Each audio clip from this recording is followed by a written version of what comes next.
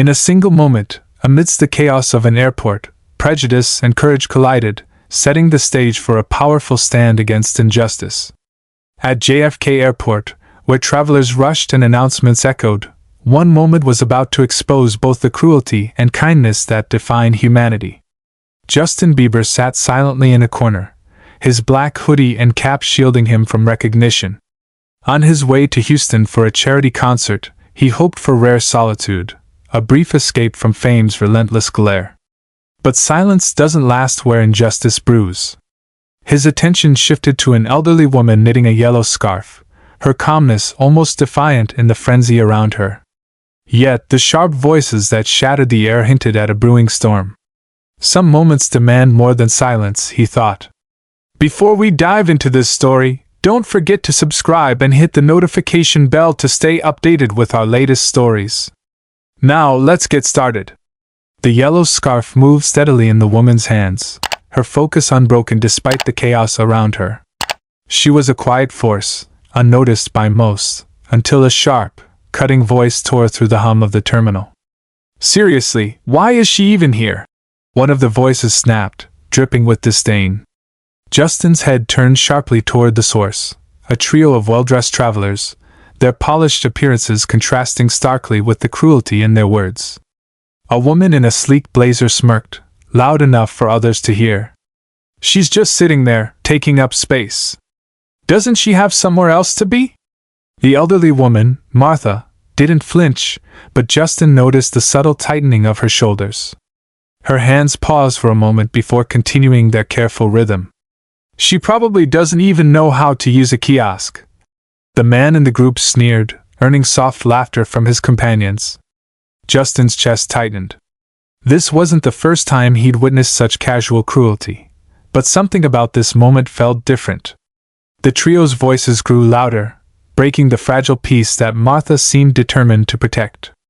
Across the lounge, other travelers avoided eye contact, their gazes flickering briefly before returning to their phones or luggage. Justin felt his frustration grow. Why is it so easy for people to ignore this? He thought, his heart pounding as he debated what to do. The tension was palpable, and Justin couldn't look away. He had a choice to make: stay silent like everyone else or step in. Justin stood up before he even realized it, the weight of the moment pressing on him like a physical force. The laughter from the trio echoed in his ears, each word dripping with venom that demanded action. "Hey!" he called out, his voice steady but firm, cutting through their mockery. Heads turned, and for a moment, the terminal seemed to pause. The man in the group smirked, crossing his arms. "And who are you supposed to be?" he asked, his tone laced with sarcasm. Justin took a step closer, keeping his composure. "Someone who doesn't stand by and watch people get treated like that." He glanced at Martha, her eyes downcast but her resolve unshaken. The woman in the blazer rolled her eyes. "Oh, great, another knight in shining armor. How dramatic." Her words were dismissive, but Justin held her gaze unwavering. "It's not dramatic," he replied calmly. "It's basic decency." The woman scoffed, shaking her head. "You really think you're making a difference here?" she said mockingly. "People like her deal with this all the time. You're not a hero." Justin's jaw tightened, but he stayed calm. "Maybe they do," he replied, his voice unwavering. "And maybe that's the problem."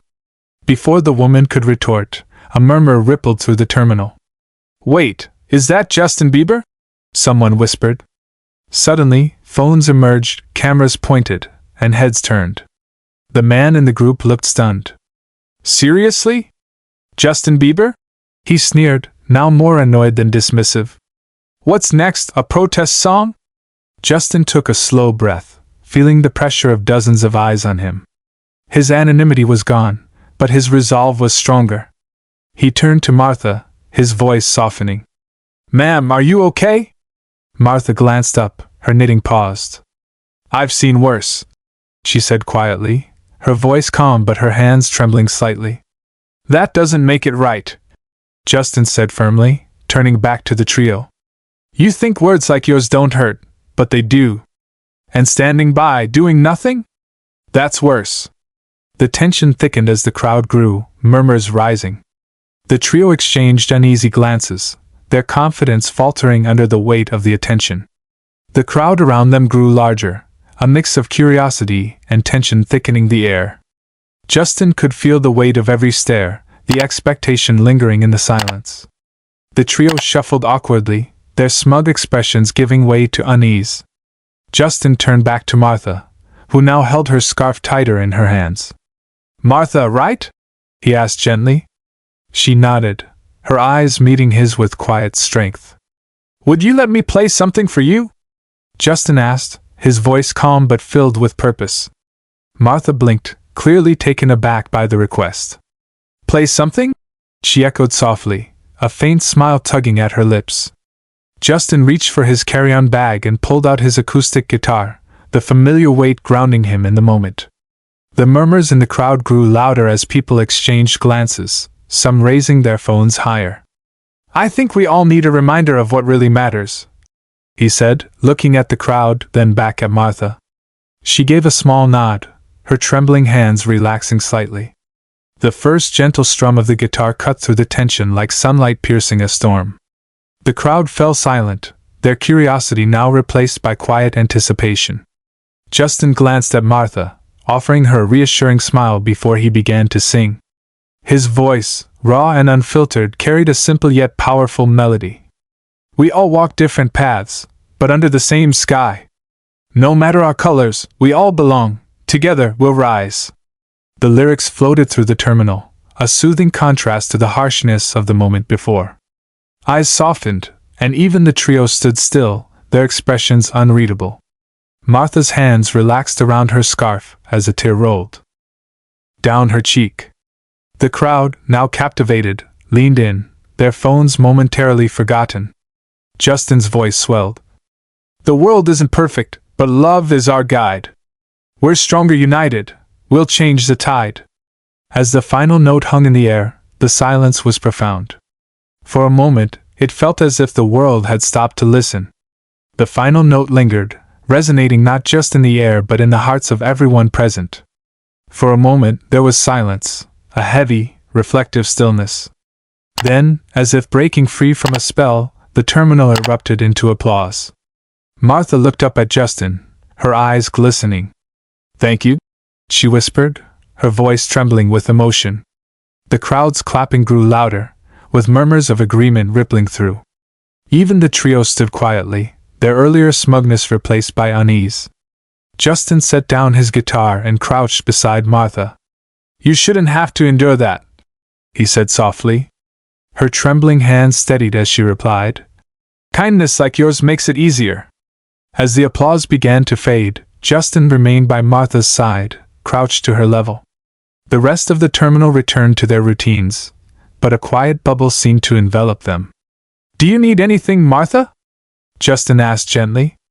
"Water? Food?" She shook her head, a soft smile forming. "You've already given me more than I could ask for, son," she said.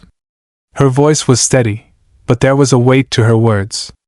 Justin sat beside her, setting his guitar down. "I've got to ask," he began cautiously. "How do you stay so calm when people treat you like that?" Martha's hands returned to her knitting, the yellow scarf taking shape once more. "Years of practice," she said with a faint chuckle. "When you've lived as long as I have, you learn to pick your battles." Justin frowned. "But you shouldn't have to pick any battles at all. No one should." Her knitting paused, and she met his gaze. "That's the world we live in, Justin. But it's people like you, who don't stay silent, that give me hope." Justin felt a lump form in his throat. He glanced at the crowd, some still watching from afar, their faces thoughtful. "I just don't get how others can ignore it," he said, his frustration evident. Martha placed a hand on his arm. "They're scared," she said simply. "But courage isn't about not being afraid, it's about doing what's right despite the fear." Martha's gaze drifted, as if she were looking into a distant past. "You know, Justin," she began softly, "this isn't the first time I've faced this kind of thing. It won't be the last." Justin leaned in, sensing there was more. "What do you mean?" She smiled faintly. I marched with John Lewis back in the 60s. Selma, Montgomery, those weren't just places. They were battles for a future we believed in. Justin's eyes widened. You were there? With John Lewis? Martha nodded. We walked for miles, knowing every step could be met with hatred, with violence. But we kept going. We had to. Courage isn't born in comfort, Justin. It's forged in the fire of standing up when it's hardest. Her voice grew steadier as she spoke, her quiet strength filling the air. The things we fought for, they were worth it. But the fight isn't over. Not yet. Justin swallowed hard, his admiration evident. And you're still fighting. Martha chuckled lightly. Knitting yellow scarves and keeping my head high? Yes, I suppose I am. Justin sat quietly for a moment, absorbing Martha's words. Her presence, her resilience, felt larger than life. You've been through so much, he said softly. And you still choose to believe in people. Martha chuckled, her knitting resuming. Believing in people is what kept me going, Justin. It's what keeps us all going. She paused, holding up the yellow scarf. You see this? It's not just for warmth. It's a reminder. Bright and bold, even when the world feels dark. Justin smiled, his gaze steady. You've lived a life most people can't even imagine, Martha. And yet here you are, still standing tall. Martha tilted her head, her expression warm. And you, young man, have a voice bigger than you realize. Use it. Speak up. The world needs people like you to keep the fight alive. Justin nodded, her words sinking in. I will, he said earnestly. I promise. As the final boarding call echoed through the terminal, Justin stood and offered Martha his hand. Let me help you with your things, he said warmly. Martha smiled, her movements slow but deliberate as she gathered her belongings. You're quite the gentleman, she said with a chuckle. Justin gestured to someone nearby with a camera phone. Would it be okay if we took a photo together? People need to hear your story. Martha hesitated, then nodded. If it helps others stand tall, why not? Later that day, Justin posted the photo with Martha on his social media, accompanied by a heartfelt caption. Today, I met Martha, a woman who's lived through history with grace and strength. She reminded me that courage isn't about shouting the loudest but standing firm when it matters most. Let's all be a little more like Martha. Within minutes, the post began to gain traction. Comments flooded in, praising Martha's resilience and Justin's decision to speak up. Some shared their own stories of standing against prejudice, inspired by the encounter. News outlets quickly picked up the post, amplifying the story. Fans and followers from around the world shared it with messages of solidarity. In the terminal, a young woman approached Justin before his flight. Thank you, she said quietly, for reminding us to be brave. Justin smiled, realizing the ripple effect of even the smallest stand against injustice. As Justin boarded his flight, he glanced back at the terminal, picturing Martha with her yellow scarf, a symbol of quiet resilience and defiant hope. He smiled, knowing the impact of standing up for someone, no matter how small the action seemed. Every act of courage creates ripples, changing the world one moment at a time. If stories like these inspire you, subscribe to our channel for more stories of strength, kindness, and the fight for justice. Together, we can build a brighter future.